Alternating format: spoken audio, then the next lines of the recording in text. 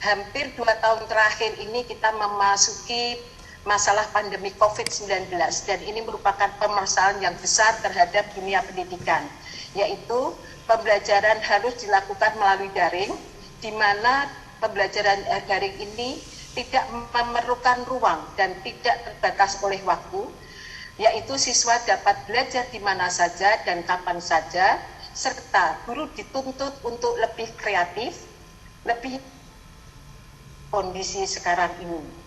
Bapak Ibu semua, terkait dengan PPDB SMA SMK di Provinsi Jawa Tengah, kita melihat karena menggunakan sistem zonasi, yaitu bagi siswa banyak terkendala karena adanya geografi, sosial, dan budaya. Dan kasus yang ada di mana kita melihat banyak siswa yang diterima tetapi tidak mendaftar ulang. Dan ini akan berdampak pada angka tidak sekolah dan angka putus sekolah di Jawa Tengah yang tinggi. Yaitu pada tahun 2018-2019 ada sekitar 45.000 anak usia sekolah dan tidak sekolah di Jawa Tengah. Kondisi ini menuntut pemerintah Provinsi Jawa Tengah melakukan inovasi dalam memberikan layanan pendidikan sebagai strategi untuk meningkatkan rata-rata lama sekolah dan harapan sekolah sebagai capaian indeks pembangunan manusia kita. Dan inilah di kelas virtual pada tahun pembelajaran 2020-2021, di mana pilot model ada di SMA 1 Kemusu Boyolali dan SMA 3 Brebes. Dengan adanya kelas virtual ini merupakan tantangan sendiri bagi guru pengampu di kelas virtual dalam meningkatkan kompetensi guru, terutama dalam pengembangan keprofesian berkelanjutan atau PKB sesuai dengan peraturan Permenpan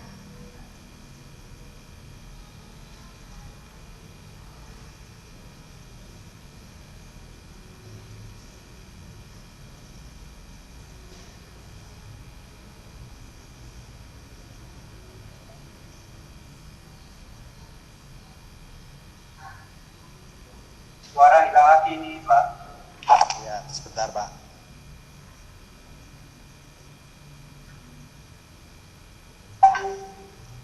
Sepertinya terlempar, Pak. ya, pembelajaran yaitu Ini kendala sinyal, Pak, jelas, Pak.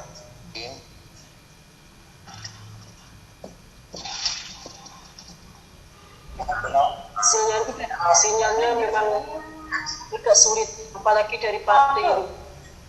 sudah ya? Ya, bisa, Bu, silakan. Sudah ya? Nah, ini PKB yaitu pengembangan diri, publikasi ilmiah, dan pengembangan karya inovatif. Permasalahan di SMA 1 Kemusu Boyolali ini terdapat sekitar 21 guru dan 17 guru belum bisa naik golongan karena pembelajaran tidak dilaksanakan secara tatap muka, sehingga penelitian tindakan kelas tidak dapat dilakukan. Berdasarkan realita tersebut, maka perlu adanya pelatihan tentang pengembangan keprofesian berkelanjutan atau PKB bagi para guru yang mengampu di kelas reguler maupun kelas virtual.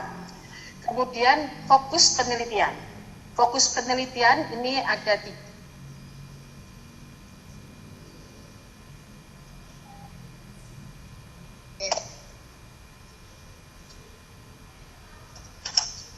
Putus-putus.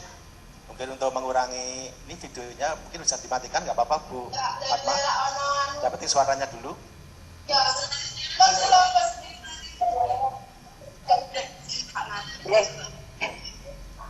Monggo, Bu Fatma. Ya. fokus penelitian di sini bagaimana implementasi pembelajaran kelas virtual di SMA Negeri 1 Kemusu Kabupaten Boyolali. Kemudian bagaimana kompetensi guru pada kelas virtual dalam pengembangan keprofesian berkelanjutan atau PKB di SMA Negeri 1 Kemusu Kabupaten Boyolali. Yang ketiga, bagaimana model pengembangan kompetensi guru pengampu kelas virtual di BPSDMD nanti yang akan dilaksanakan terkait dengan pelatihan. Kemudian tujuan penelitian. Tujuan penelitian ada 3, yaitu mengidentifikasi lanjut mengenai implementasi pembelajaran kelas virtual di SMA Negeri 1 Kemusu Kabupaten Boyolali, kemudian mengidentifikasi lanjut mengenai kompetensi guru pada kelas virtual dalam pengembangan keprofesian berkelanjutan atau PKB di SMA Negeri 1 Kemusu Kabupaten Boyolali, kemudian mengidentifikasi lanjut mengenai model pengembangan kompetensi guru pengampu program kelas virtual di Provinsi Jawa Tengah. Kemudian kalau kita lihat terkait dengan manfaat penelitian. Manfaat penelitian ini diharapkan bagi lembaga administrasi negara Republik Indonesia selaku instansi pembina penelitian ini dapat sebagai bukti kinerja dari BPSDM di Provinsi Jawa Tengah melakukan pelatihan kompetensi guru dalam pengembangan keprofesian berkelanjutan pada kelas virtual. Kemudian bagi pemerintah Provinsi Jawa Tengah, sebagai salah satu organisasi perangkat di Jawa Tengah, BPSDMD Provinsi Jawa Tengah perlu menunjukkan perannya dalam melakukan pelatihan kompetensi guru dalam pengembangan keprofesian berkelanjutan untuk pencapaian optimalisasi pembelajaran kelas virtual. Kemudian Dinas Pendidikan dan Kebudayaan Provinsi Jawa Tengah memberikan informasi real pelaksanaan bagi BPSDM di Provinsi Jawa Tengah memberikan informasi real tentang pelatihan kompetensi guru dalam pengembangan keprofesian berkelanjutan pada kelas virtual di Provinsi Jawa Tengah dalam rangka meningkatkan dan mengembangkan kompetensi guru di Provinsi Jawa Tengah. Kemudian dari Dinas Pendidikan dan Kebudayaan Provinsi Jawa Tengah memberikan informasi real pelaksanaan kelas virtual di Provinsi Jawa Tengah secara nyata, baik kelebihan maupun kekurangannya agar pelaksanaan kelas virtual dapat berjalan sebagaimana mestinya. Bagi Lembaga Penjaminan Mutu Jawa Tengah atau LPMT, ini akan memberikan masukan tentang pelaksanaan kelas virtual dan di SMA Negeri 1 Kemusu Boyolali yang terkait dengan pengembangan kompetensi guru. Kemudian guru di SMA 1 Kemusu Kabupaten Boyolali dapat meningkatkan kompetensi guru selaku ASN di bidang PKB pada program kelas virtual. Kemudian bagi penulis sebagai widya iswara dituntut untuk melaksanakan pengembangan profesi yang berkaitan dengan keahliannya.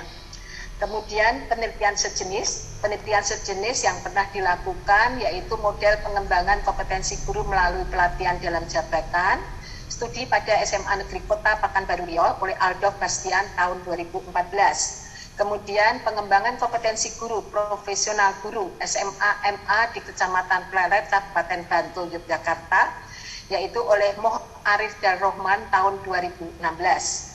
Kemudian strategi kepala sekolah dalam pengembangan kompetensi guru di SMK Al-Khodiri 1 Jember oleh Imron Fauzi tahun 2016. Kemudian kerangka teori.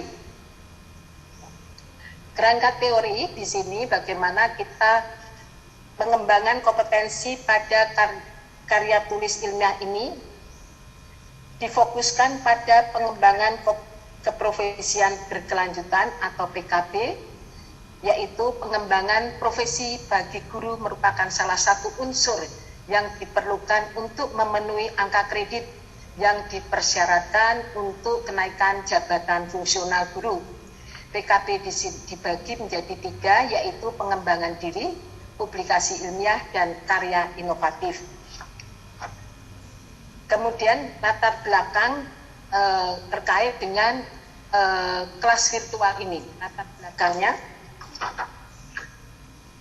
Kemudian dengan adanya kelas virtual ini kita melihat bagaimana pada sekolah menengah atas MA merupakan salah satu alternatif solusi yang ditetapkan pemerintah Jawa Tengah dalam rangka mengatasi berbagai hambatan dan atau keterbatasan tertentu pada anak usia sekolah menengah yang tidak sekolah, sehingga diharapkan mampu menjadi salah satu pilar perwujudan sekolah tanpa sekat. Kemudian model pembelajaran di kelas virtual, yaitu model pembelajaran dapat diterapkan pada kelas virtual ini diantaranya discovery in career learning, pembelajaran berbasis gym digital, private classroom, blended learning, dan blog, serta organizing learning environment. Kemudian kalau kita lihat lagi bagaimana kerangka pikir.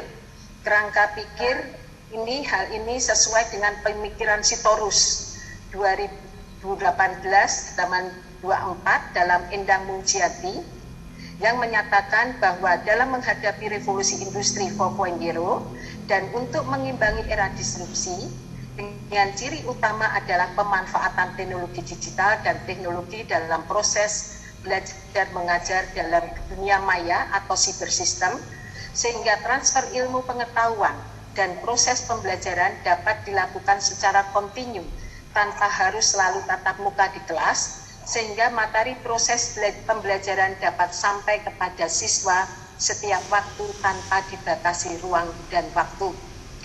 Kemudian kalau kita melihat dari diagram ini, bagaimana perlu diketahui bersama bahwa kita mengalami disrupsi pendidikan sehingga merubah bagaimana sistem pembelajaran, yaitu dilakukan secara online.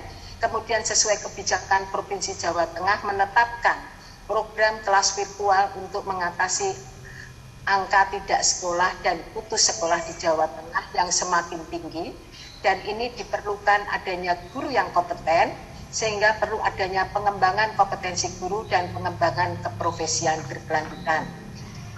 Kemudian kalau kita melihat pendekatan, ya pendekatan yaitu dengan penelitian deskriptif kualitatif, kemudian subjek penelitian ada di SMA Negeri 1 Kemusu Kabupaten Boyolali. Instrumen penelitian menggunakan pedoman wawancara tidak struktur dan menggunakan kuesioner kepada responden dalam rangka menjaring pelaksanaan program kelas virtual. Kemudian informan penelitian ini ada dibagi dua, yaitu sebagai informan utama, yaitu di seluruh warga sekolah SMA Negeri 1 Kemusu Boyolali, yaitu kepala sekolah, kemudian ada 10 guru SMA 1 Kemusu, dan ini termasuk guru PNS dan non PNS. Kemudian siswa kelas virtual ada 10 orang. Kemudian informan dari pendamping, yaitu Dinas Pendidikan dan Kebudayaan Provinsi Jawa Tengah sebanyak 3 orang, dan juga 1 orang dari Dinas Tenaga Kerja karena terkait dengan anak yang bekerja. Kemudian BPSDMD Provinsi Jawa Tengah ada 6 orang terdiri dari Empat Mas, ya, penyajiannya agak dipercepat waktunya. ya. Terus sumber data Dinas Pendidikan dari Provinsi Jawa Tengah. Teknik pengumpulan data yaitu menggunakan observasi, wawancara, dan studi dokumentasi. Kemudian analisis data menggunakan analisis data reduksi, pengkajian data, penarikan data atau kesimpulan. Tempat dan waktu yaitu Februari sampai dengan Oktober 2021. Implementasi kelas virtual di SMA 1 Kemusu Boyolali. Di sini anak-anak diberikan gratis 1 gadget dari UPZ Pendidikan dari Dinas Pendidikan Provinsi Jawa Tengah. Total mata pelajaran adalah 16 mapel. Aplikasi digunakan adalah aplikasi New Jateng Pintar, Rumah Belajar, dan Google Classroom. Penilaian akhir semester menggunakan penilaian portofolio melalui penilaian tugas mandiri atau penilaian kemampuan kognitif dari semua peserta. Hambatan pelaksanaan kelas virtual antara lain latar belakang siswa adalah dari keluarga miskin dan kebanyakan mereka anak-anak yang bekerja mencari nafkah membantu orang tuanya. Kemudian masih banyak siswa melakukan biaya pengisian kuota internet. Kemudian bagi guru, kemampuan kompetensi guru di bidang TIK belum merata. Kemudian masih minimnya guru dalam penggunaan teknologi terutama dalam media pembelajaran. Terus untuk sekolah antara lain, sekolah belum tersedia ruang multimedia dan sarana untuk pembuatan video pembelajaran. Kemudian kompetensi guru pada kelas virtual. Kompetensi guru pada adanya pengembangan diri, publikasi ilmiah, dan pengembangan karya inovatif. Untuk pengembangan diri ini sebagai narasumber dalam kegiatan pengembangan diri. Kegiatan dan musyawarah guru atau MGMP kurang berjalan dengan baik, masih perlu ditingkatkan keikutsertaan para guru dalam kegiatan pelatihan atau workshop. Terkait dengan publikasi ilmiah, ini di SMA 1 Penusu Kabupaten Boyolali, hanya ada satu guru melaksanakan publikasi ilmiah non-penelitian berupa tulisan ilmiah populer di surat kabar. Kemudian bagi terkait dengan pengembangan karya inovatif, ada guru yang membuat karya inovatif berupa menciptakan karya seni, dan satu guru membuat karya inovatif berupa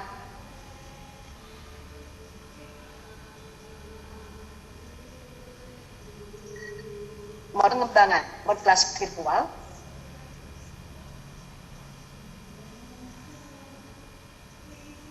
Kalau kita melihat sesuai dengan peraturan pemerintah 17 perubahan PP 11 tahun 2017 tentang pegawai negeri sipil di kelas virtual di Provinsi Jawa Tengah, tetapi masih perlu adanya pengembangan kompetensi sumber daya manusia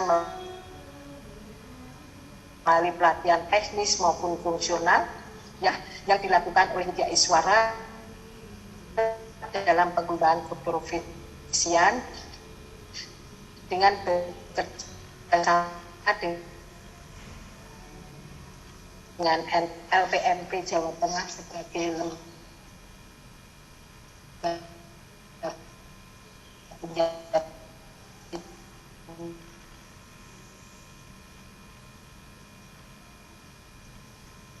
bagaimana penetapan kelas fit SMA 1 Penusu Kabupaten Boyolali disebabnya karena anak sekolah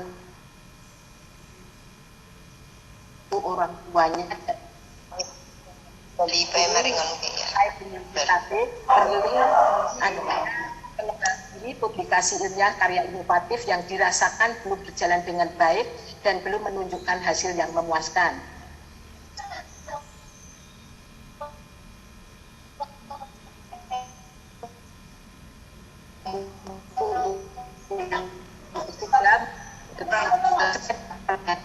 Pengembangan kompetensi guru dalam pengembangan keprofesian berkelanjutan. Terus kemudian rekomendasi berdasarkan hasil penelitian, ini ada bagaimana nanti rekomendasi untuk lembaga administrasi negara untuk merekomendasikan BPSDMD Provinsi Jawa Tengah untuk melatih pengembangan kompetensi guru dan pengembangan keprofesian berkelanjutan di kelas virtual.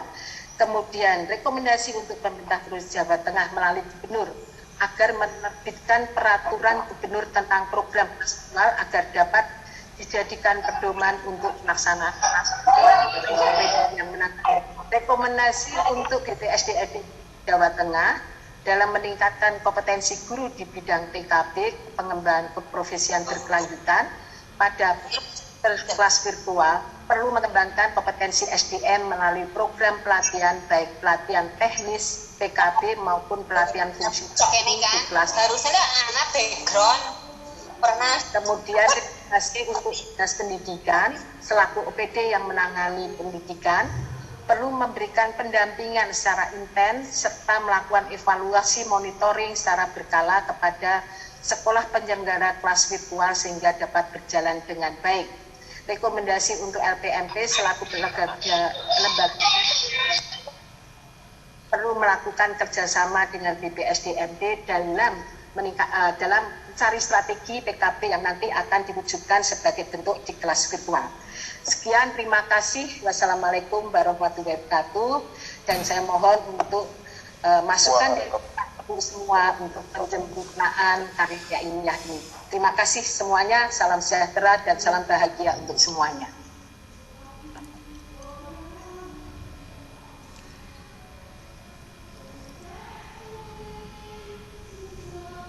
Terima kasih Bapak. Maaf ini sinyalnya.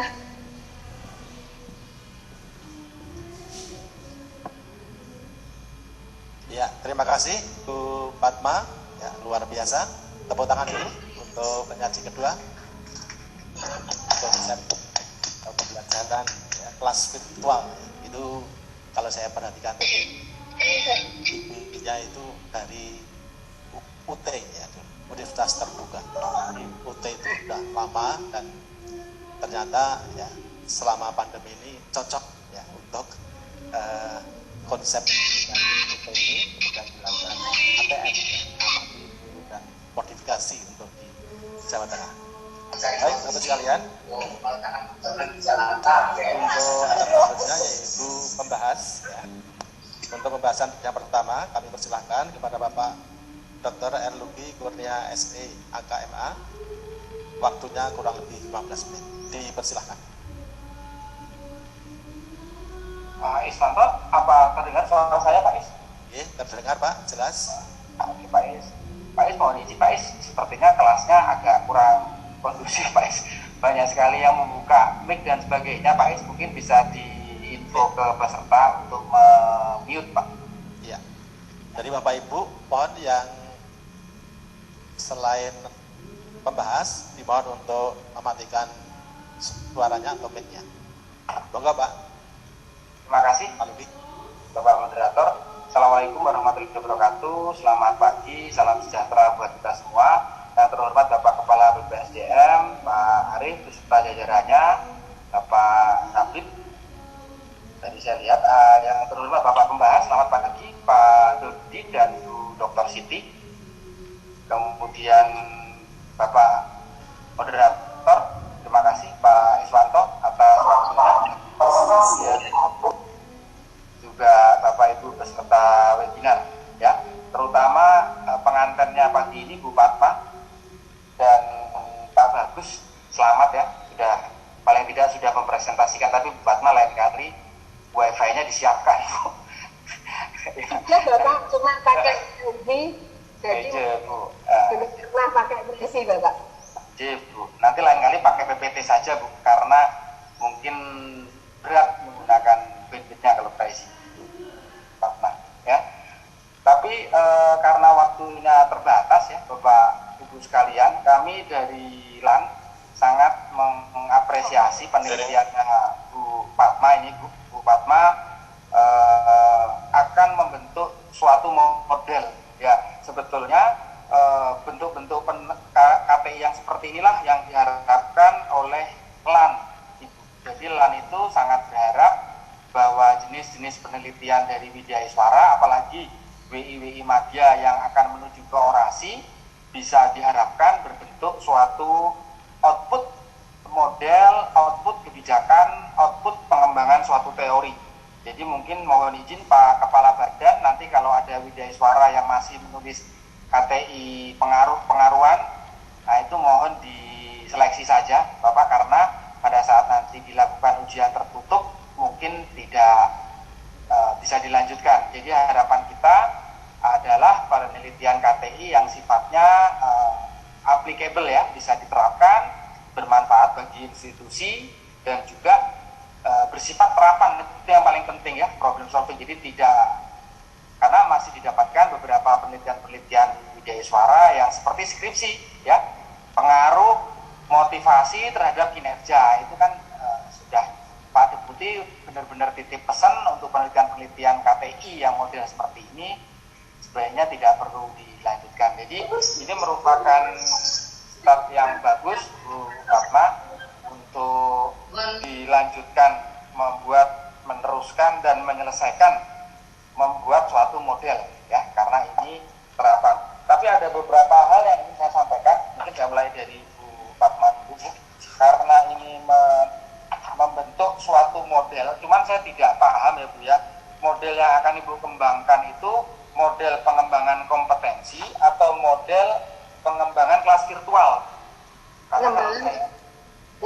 Pengembangan kompetensi guru Bapak. Tapi kalau saya lihat dari hasil modelnya kok sepertinya hasil analisis dan pembahasannya juga sepertinya model pengembangan kelas virtual. Nanti Bu silakan Ibu baca lagi ya Bu ya. Siap. Seharusnya kalau membuat model pengembangan kompetensi adalah bagaimanakah cara model pengembangan kompetensi. Nah Ibu harusnya melihat model-model pengembangan kompetensi dari penelitian sebelumnya Bu Fatma. Tadi Ibu sudah sebutkan ada 3 penelitian sebelumnya yang sudah dilakukan tentang pengembangan kompetensi. Silakan Ibu lihat Bu, bagaimanakah model yang sudah dibuat teman-teman sebelumnya dan bagaimanakah model yang Ibu ingin kembangkan Ibu, ya kan? Bisa di kerangka query, apakah ini merupakan embrio ya terhadap model yang akan Ibu buat. Nah, itu Ibu juga jelaskan. Sedangkan model yang di halaman 55 itu pun baru model konseptual Bu yang Ibu paparkan. Itu baru model yang Ibu buat berdasarkan mungkin, nah ini kesalahan utamanya Bu Fatma itu adalah key informasinya terlalu banyak. Namanya key informasi itu informasi kunci Bu. Informasi kunci itu yang utama saja Bu. Silakan Ibu lakukan FDD dengan orang yang benar-benar key Bu. Key itu kunci Bu. Kunci itu hanya satu Bu. Kalau kuncinya terlalu banyak, ya tidak jadi kunci Bu. Ya kan? Mungkin cukup 5 atau 7 stakeholder yang terlibat dalam pengembangan kompetensi, tidak perlu tadi kan 10, 8, 10, belum lagi pendampingnya 3. Menurut saya sangat tidak masuk akal membangun suatu model dengan mengundang sebanyak orang ini, ya kan? Itu pun baru jadi model konseptual Bu Fatma. Itu pun kalau benar ya Bu ya, model yang di halaman 50. Model inilah yang nanti Ibu validasi Bu. Ibu validasi, Ibu justifikasi, Ibu lakukan FGD ulang, Ibu tanyakan ke semua stakeholder, sehingga nanti muncullah model operasional. Ya, ada 2 model, model konseptual dan model operasional. Model operasional itulah model yang hasil dari validasi di lapangan. Nah, nanti mungkin Bu Siti dari UNESA bisa banyak memberikan masukan lah, karena beliau memang ahlinya di bidang pengembangan kompetensi terutama guru ya Bu ya. Nah, nanti kami itu berharap Bu, hasil penelitian ini bisa menghasilkan suatu model yang harusnya bisa melibatkan seluruh stakeholder. Ya kan? Nah, silakan nanti Ibu. Jadi di dalam model tersebut harusnya sudah muncul Bu siapa-siapa yang berkepentingan dalam pengembangan kompetensi ini. Di sini sudah ada sih Pemprov Jateng, Dinas Pendidikan, BPSDM, BI, LPMP. Cuman di model itu seharusnya tergambar siapa melakukan apa fungsi mereka dalam model ini dalam pengembangan kompetensi. Pemprov Jateng harus apa? Dinas Pendidikan mesti bagaimana? BPSDM mesti bagaimana? WI-nya mesti bagaimana? Nah, model inilah yang nanti bermanfaat bagi pengembangan ke depan. Kalau memang modelnya ingin pengembangan kompetensi ya. Tapi kalau modelnya ingin pengembangan kelas virtual mungkin beda lagi. Ya kan, Ibu harus mengundang pakar-pakar IT. Bagaimanakah mendesain suatu kelas virtual supaya kelas virtual itu bisa berjalan dengan optimal. Ya. Nah, itu jadi memang hasil akhir KPI itu kami sangat berharap dari LAN itu bisa membangun suatu model, membangun suatu kebijakan, membangun suatu teori baru kalau dimungkinkan. Ya kan? Jadi tidak hanya ini sudah menjadikan suatu embrio, Ibu ini membantu suatu model.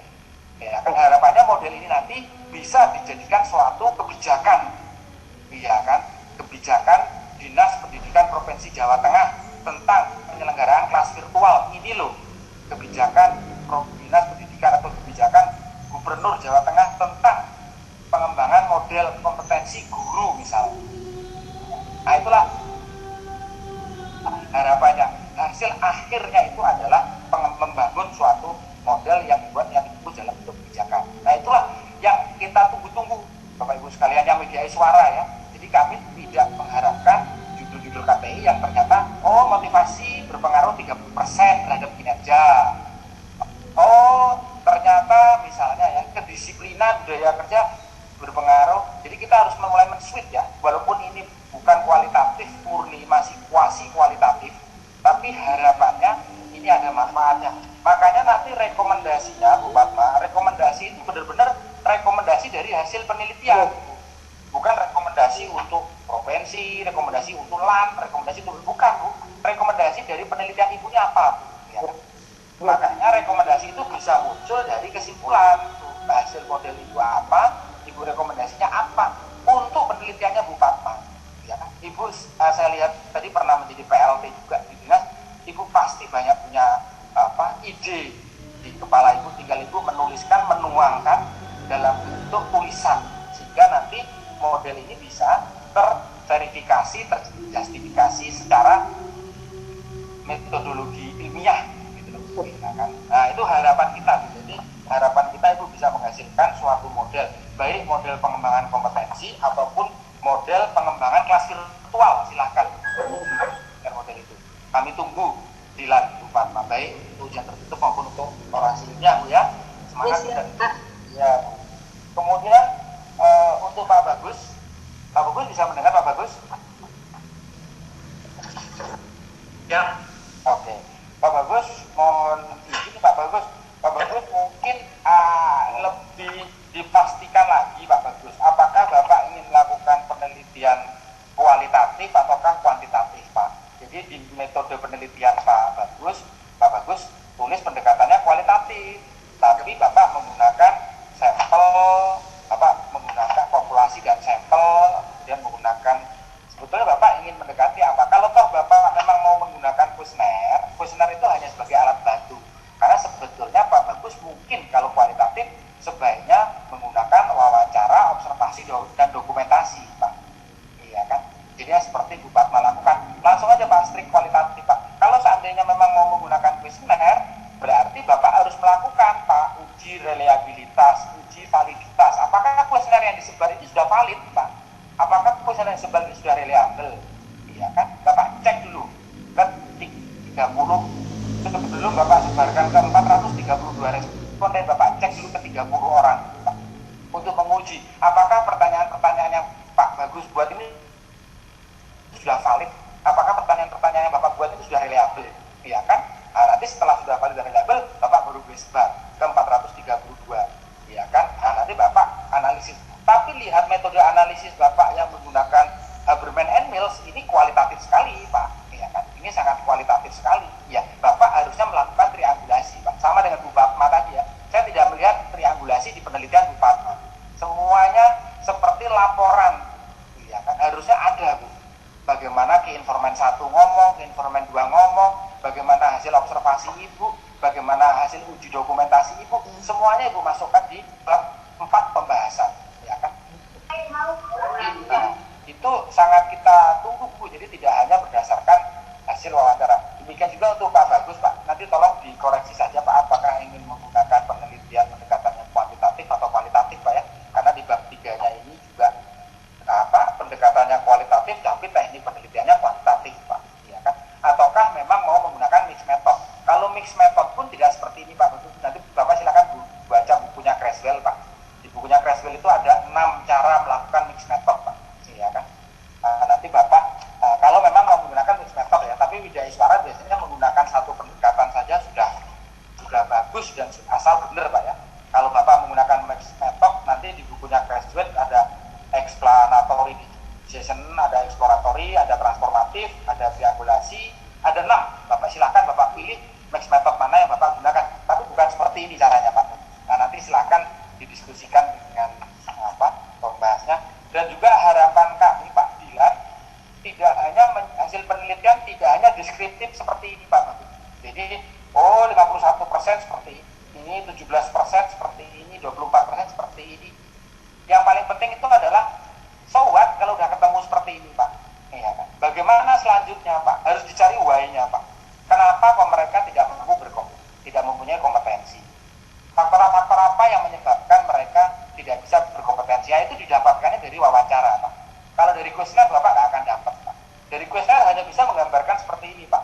59%, 17%, 24%, terus kalau sudah ketemu ini bagaimana selanjutnya? Nah, itu yang lebih penting Pak. Iya kan? Bagaimana selanjutnya? Dan juga Bapak harus clear Pak untuk mendapatkan indikator bahwa dia dikatakan kompetensi atau tidak kompetensi Pak. Karena di sini saya lihat kalau dia sudah bisa membuat PPT, Bapak menganggap dia sudah kompeten dalam menyiapkan bahan ajar. Apa iya itu indikator kompetensi seorang guru Pak? Misalnya ini Pak ya. Nah, kita nanti tahunya indikator kompetensi apa saja, silahkan Bapak baca teori-teori, baca penelitian sebelumnya, baca kebijakan-kebijakan untuk mengukur kompetensi. Bagaimana cara mengukur kompetensi? Bagaimana yang disebut dia mempunyai kompetensi dalam menyiapkan bahan ajar?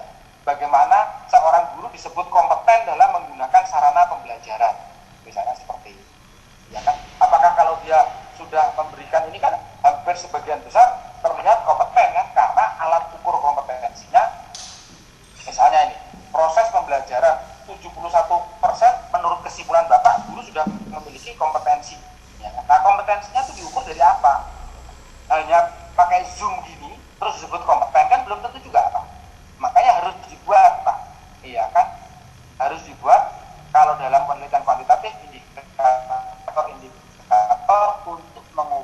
suatu kompetensi seorang guru dalam melakukan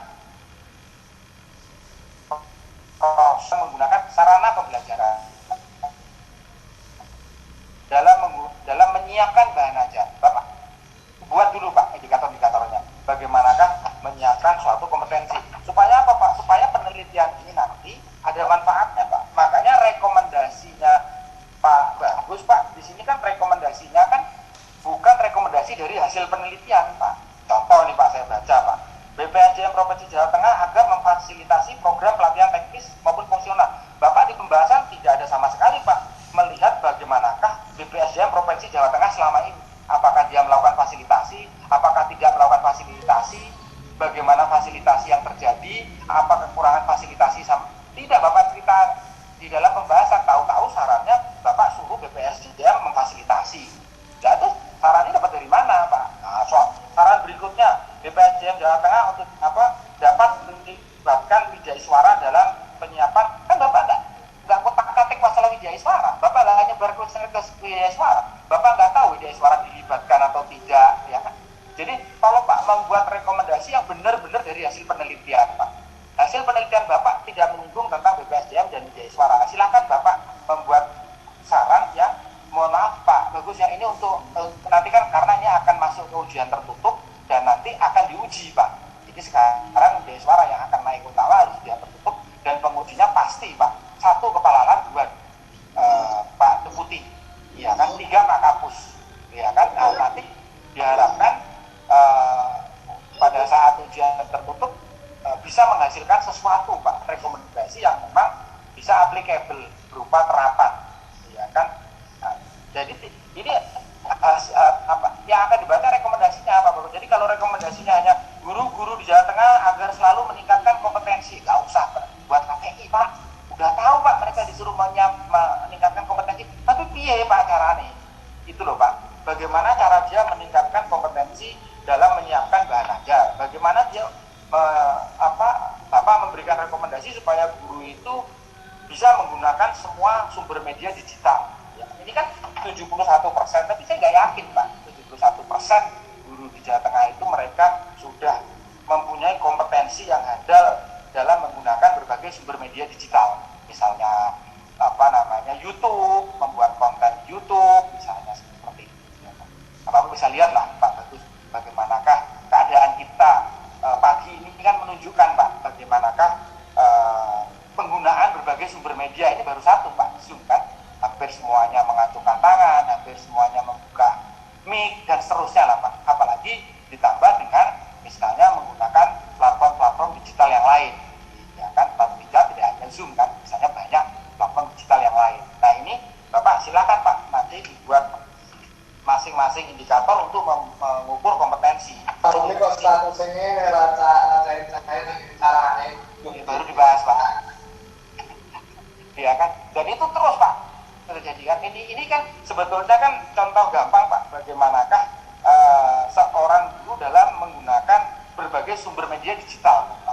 Jadi ada tombol mute, ada tombol raise hand, ada tombol itu yang ini sederhana, ini baru menggunakan Zoom Pak, itu yang familiar lah. Belum menggunakan Google Meet, belum menggunakan Microsoft Teams. Di situ yang kalau Microsoft Teams bisa langsung record dan masuk ke cloud. Cloudnya nanti bisa disebarkan ke muridnya dan muridnya pun bisa mendengarkan after kuliah selesai misalnya kan. Kalau misalnya kita pakai Zoom kan recordingnya hanya dipegang oleh si hostnya saja, tapi kalau Bapak menggunakan MS Teams bisa masuk langsung ke cloud, ya kan. Cloud itu tidak akan hilang ya. Nah, ini mungkin mohon maaf ini kalau agak kurang pas atau agak ini ya, karena saya juga mau bimbing Bu Fatma dan Pak Bagus. Jadi saya alhamdulillah tahun ini saja sudah mewijaiswarakan utama lebih dari 10 kali. Karena ada aturan 31 Desember yang sudah ditunjuk untuk orasi ilmiah dan tidak selesai harus mengulang dari awal. Makanya hampir semua wijaiswara utama ada surat edaran dari LAN yang sudah menulis tahun, 2 tahun nggak selesai-selesai, ditunggu sampai 31 Desember. Makanya mereka berbondong-bondong menyelesaikan ya. Nah ini makanya saya titip pesan, kan Madya ini kan sedikit lagi utama kan, paling ya saya yakin di beberapa bulan lagi mungkin Pak Bagus, Bu Fatma sudah, kalau sudah siapkan kadernya sudah bisa mengajukan untuk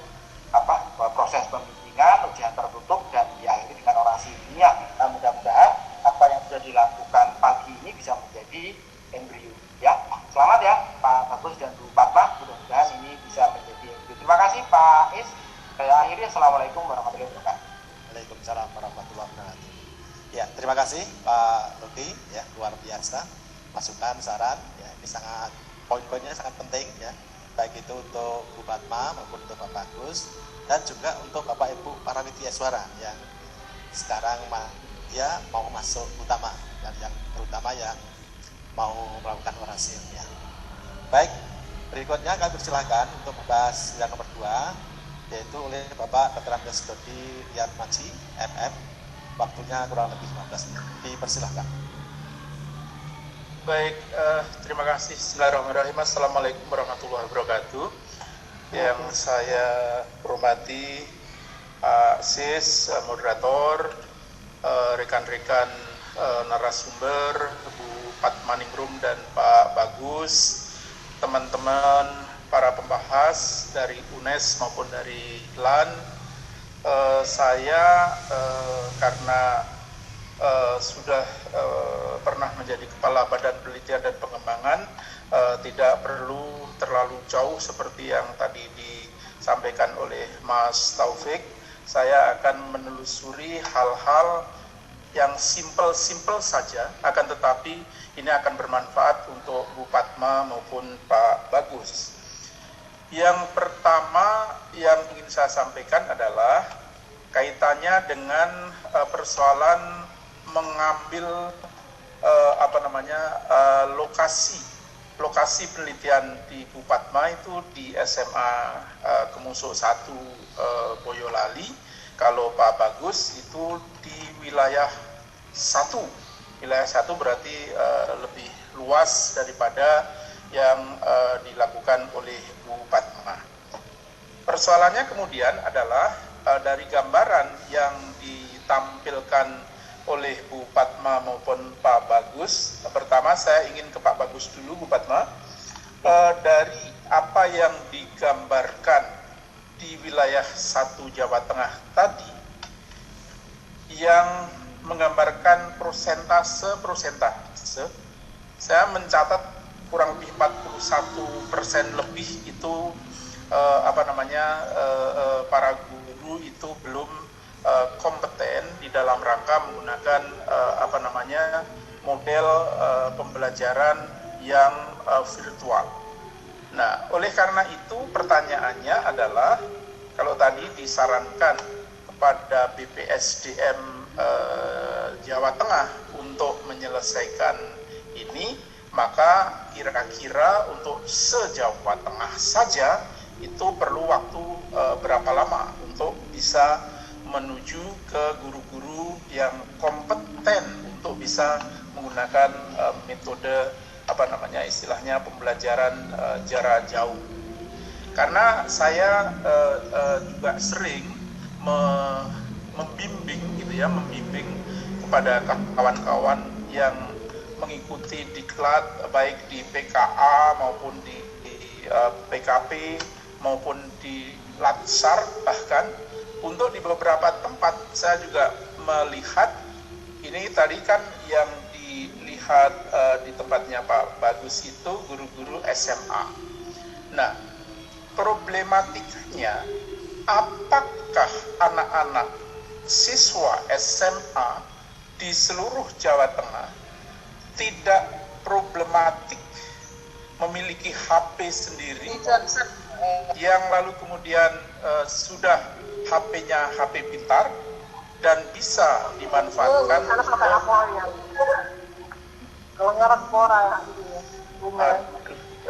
Ibu mohon izin untuk di-mute dulu Bu, berisik, kami terganggu untuk bisa menyampaikan.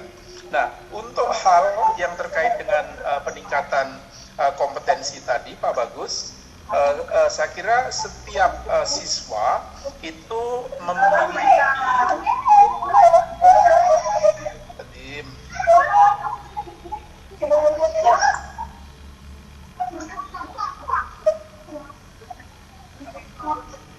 Moga Pak Dodi.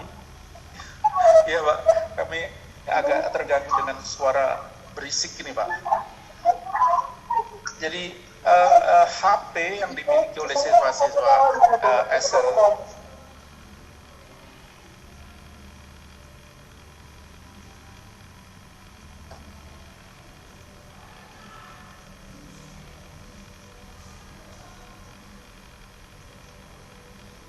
Could you unmute ya? Ya sudah Pak. Yang untuk keperluan belajar jarak jauh tadi itu, yang itu juga terkait dengan bagaimana profesionalitas guru yang tadi digambarkan masih sekitar 70%. Walaupun 70% itu juga masih banyak yang istilahnya sering menggunakan metode yang di dalam menggunakan instrumen TIK-nya itu masih banyak yang menggunakan secara manual. Nah, oleh karena itu di dalam rangka nanti BPSDM akan memberikan coaching, memberikan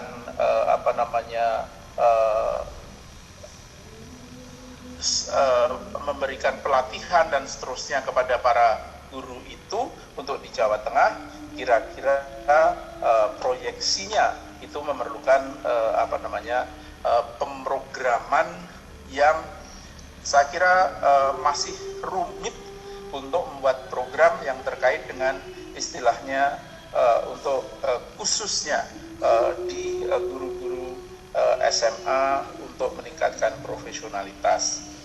Yang kedua, hal yang terkait dengan mungkin yang digambarkan seperti peran WI tadi, Pak Kepala Badan Pengembangan Sumber Daya Manusia Daerah Jawa Tengah mengingatkan agar WI begini-begini dan seterusnya. Tetapi problematikanya saat ini, sampai hari ini, WI juga itu belum bisa menyusun program yang bisa memperoleh istilahnya anggaran yang mampu untuk istilahnya kebutuhan untuk meningkatkan profesionalitas dari WI itu sendiri. Bagaimana mau memberikan istilahnya membantu kepada guru-guru yang masih belum profesional, sementara WI-nya sendiri itu juga masih mengalami persoalan secara istilahnya di kantornya belum memperoleh istilahnya dukungan yang memadai untuk kegiatan peningkatan profesionalitas. Selanjutnya saya akan berpindah ke Bupati Maningrum yang terkait dengan di SMA Kemusu 1 tadi kan Ibu sudah menemukan dan ingin membangun model yang tentunya itu kalau Boyolali itu menjadi salah satu gitu ya, yang terkait dengan Jawa Tengah itu kan bukan hanya Boyolali, tetapi Boyolali adalah sebuah wilayah yang di dalam rangka untuk memetakan bagaimana profesionalitas guru SMA 1 Kemusu itu masih banyak yang perlu ditingkatkan profesionalitasnya. Nah, dalam kaitan itu maka hal yang perlu untuk dilakukan adalah bagaimana nanti mereplikasi dari model yang Ibu bangun dari SMA Kemusu 1 Boyolali itu untuk seluruh Jawa Tengah, bahkan untuk nanti bisa direplikasikan di seluruh Indonesia. Karena ini kan peserta seminarnya nasional ya, ada yang dari Papua, ada yang dari Gorontalo, ada yang dari Jawa Tengahnya banyak yang pasti, tetapi replikasi itu memang perlu upaya yang sangat kuat untuk kaitannya dengan persoalan-persoalan mengembangkan inovasi yang akan dikembangkan. Sebagai salah satu contoh, saya 2 tahun dipercaya oleh Menteri Dalam Negeri sebagai ketua untuk memberikan penilaian kepada seluruh provinsi, seluruh kabupaten dan kota untuk mengembangkan inovasi, dan saya pada waktu sebagai Kepala Badan Penelitian Pengembangan kemarin itu sudah mulai mampu pertama memberikan insentif kepada daerah-daerah otonom yang mengembangkan inovasi dan sudah juara, lalu kemudian diberikan insentif pertama pada waktu itu 124 miliar, dan saat ini tahun ini saya cek kemarin sudah 269 miliar. Nah, ini tentu akan terus berkembang seandainya replikasi dari sebuah model yang dikembangkan dari Padmaningrum tadi itu bisa berhasil direplikasikan untuk seluruh Jawa Tengah ataupun oleh kawan-kawan yang berada di luar Jawa Tengah untuk minta izin kepada Bu Padmaningrum untuk mereplikasi model yang sudah diteliti di SMA 1 Kemusu.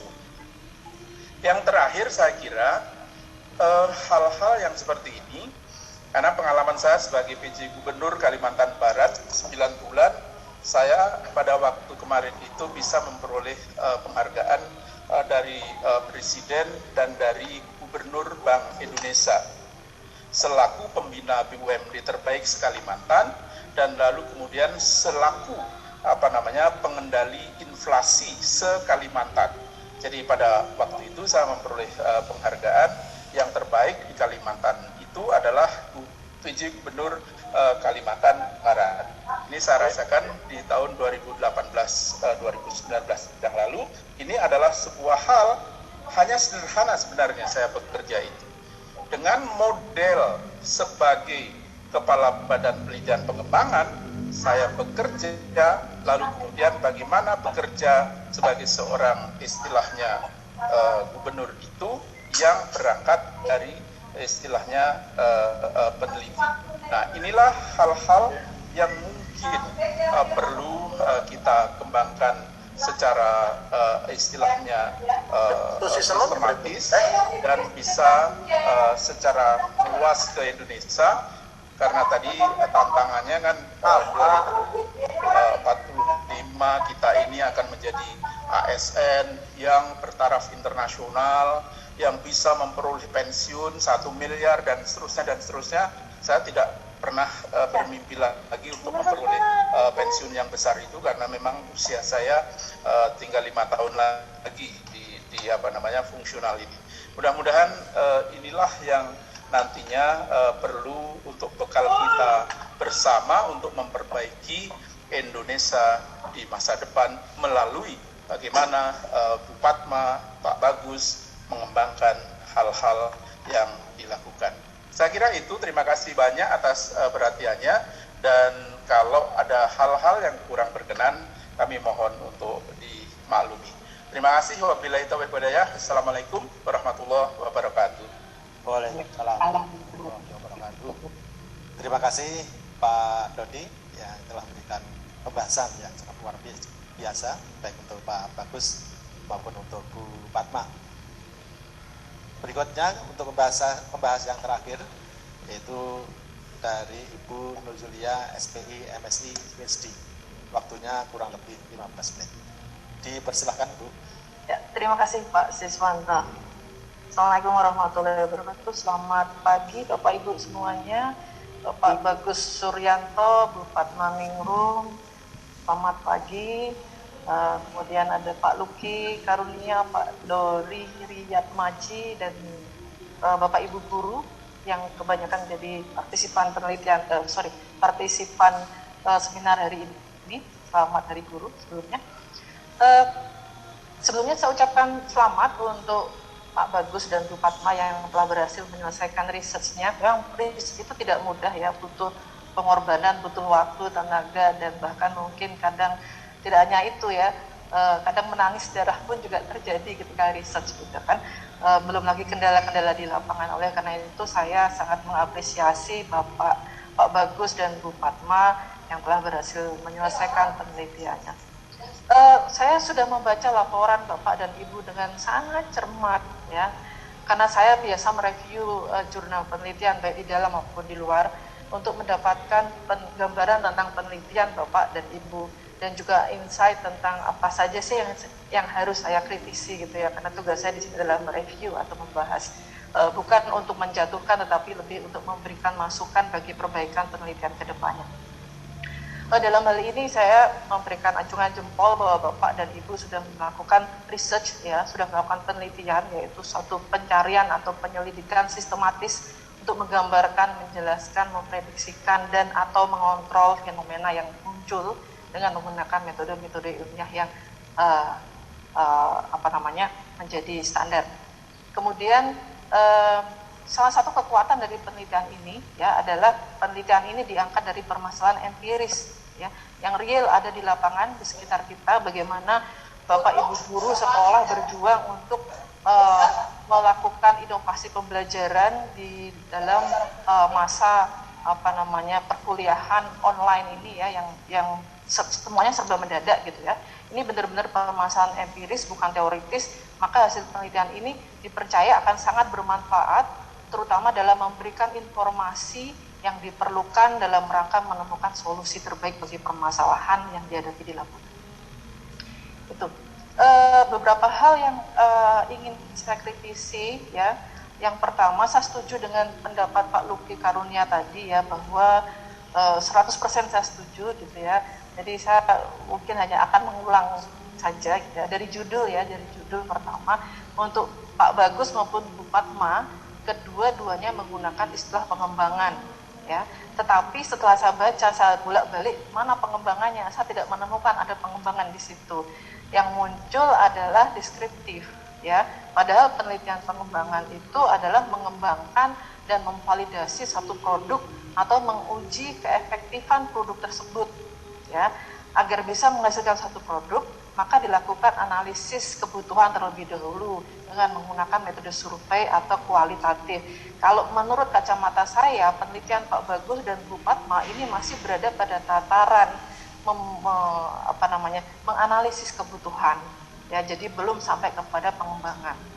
Nah, setelah itu kalau kita ingin melakukan penelitian pengembangan, berarti kita harus menguji keefektifan produk atau kebijakan yang kita kembangkan supaya bisa berfungsi di masyarakat atau subjek penelitian. Maka perlu dilakukan penelitian lanjutan guna menguji keefektifan produk tersebut dengan melakukan eksperimen ya. Jadi saya berharap saya menemukan pengembangan di situ, tapi setelah saya baca sampai akhir, oh ini tahu pengembangannya gitu. Dan menurut kacamata penelitian itu bukan pengembangan, masih pada tataran deskriptif ya. Jadi ada studi awal penelitian, jadi mungkin ini adalah studi awal penelitian ya, baru kemudian nanti akan ada pengembangan produk berdasarkan hasil temuan penelitian Bapak dan Ibu ini ya. Nah, selanjutnya kalau mau dikembangkan memang benar-benar harus melakukan pengujian di lapangan dengan setting atau situasi yang senyata mungkin di mana produk atau kebijakan tersebut nantinya akan dipakai. Kemudian direvisi lagi guna memperbaiki kelemahan-kelemahan yang ditemukan pada tahap-tahap pengujian di lapangan. Jadi kalau judul pengembangan itu isinya seperti itu. Ya. Kemudian pada bagian latar belakang ya. Di latar belakang memang Bapak Ibu sudah menuliskan panjang dan lebar tentang alasan, argumen mengapa penelitian tersebut penting untuk dilakukan. Tetapi saya melihat di situ literatur yang dipakai itu masih sangat kurang. Jadi kebanyakan lebih bersifat common sense, opini ya. Ini penting untuk dilakukan, ini penting untuk digali. Tetapi bagaimana literatur terdahulu ya. Kemudian misalnya di Bu Padma dituliskan kompetensi guru harus direfresh. Apa alasannya tidak disebutkan di situ gitu kan? Alasan yang tentunya ditunjang oleh literatur yang memadai. Kemudian yang paling penting adalah Bapak dan Ibu itu belum menentukan posisi Bapak dan